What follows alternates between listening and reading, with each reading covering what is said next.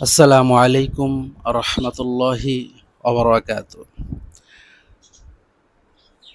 মহান আল্লাহ তাআলা বলেন, যে তওবা করে, ঈমান রাখে, সৎ কাজ করে আর সঠিক পথ অনুসরণ করে, তার প্রতি আমি অবশ্যই ক্ষমাশীল। সুবহানাল্লাহ। হে তওবাকারী, হে প্রত্যাবর্তনকারী, সুসংবাদ গ্রহণ করো তোমার নবীর পক্ষ থেকে। নবী বলেছেন, গোনাহ থেকে তওবাকারী ওই ব্যক্তির মতো যার কোনো গোনাহই নেই। সুবহানাল্লাহ। হে তওবাকারী, সুসংবাদ গ্রহণ করো। আল্লাহ সুবহানাহু ওয়া তাআলা তওবাকারীদেরকে অত্যন্ত ভালোবাসেন। বান্দা তওবা করলে মহান আল্লাহ তাআলা অনেক খুশি হন।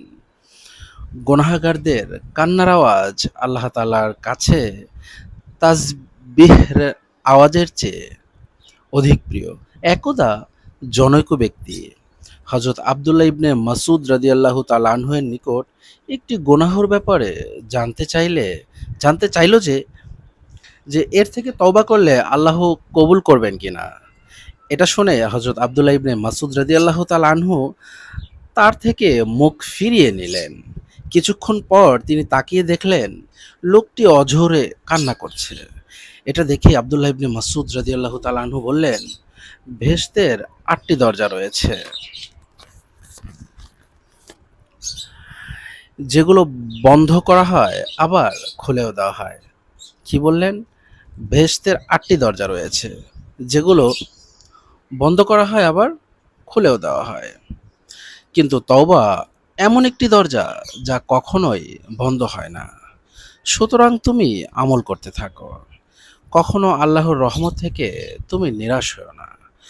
এক ইসরায়েলি যুবক ২০ বছর আল্লাহ তাআলার ইবাদত করেছে। অতঃপর ২০ বছর সে নাফরমানি করেছে। মানে ২০ বছর সে গুনাহের কাজ করেছে, আবার আগের ২০ বছর সে আল্লাহ তাআলার ইবাদত করেছে। একদিন সে আয়নায় তাকিয়ে দেখে সে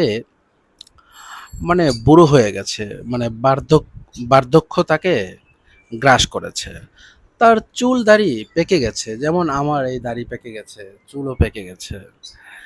তখন সে আল্লাহকে ডেকে বলল, হে আল্লাহ, আমি ২০ বছর ইবাদত করেছি, তারপর ২০ বছর নাফরমানি করেছি।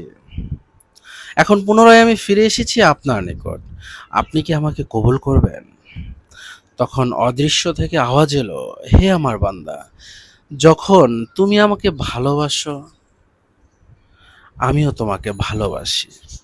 যখন তুমি আমাকে ছেড়ে দাও, আমিও তোমাকে ছেড়ে দেই। কিন্তু যখন তুমি নাফরমানি করো, আমি তোমাকে অবকাশ দেই। আর যখন ফিরে আসো, আমি সঙ্গে সঙ্গে কবুল করে নেই। কতই না মেহেরবান আমাদের আল্লাহ। আল্লাহ তাআলা এক আয়াতে বলছেন, তিনি ওই সত্তা যিনি তার বান্দাদের তওবা কবুল করেন এবং তাদের পাপসমূহ ক্ষমা করে দেন। আর তোমরা যা কিছু করো তিনি তা জানেন। আসুন না ভাই, যা কিছুই হয়েছে তা থেকেই তওবা করি। আস্তাগফিরুল্লাহ।